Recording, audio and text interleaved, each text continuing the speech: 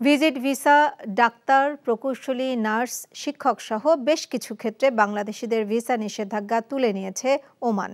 বুধবার ওমান দূতাবাসের এক সংবাদ বিজ্ঞপ্তিতে এই তথ্য জানানো হয়।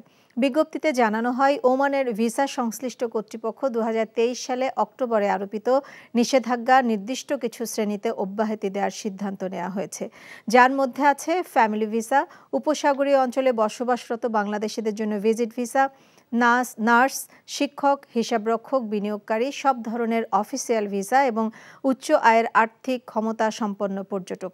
বিজ্ঞপ্তিতে আরও জানানো হয়, কৌশলগত কারণে ওমানে বিদেশি শ্রমবাজার নিয়ে নিয়মিতভাবে পর্যালোচনা করে সিদ্ধান্ত নেওয়া হয়।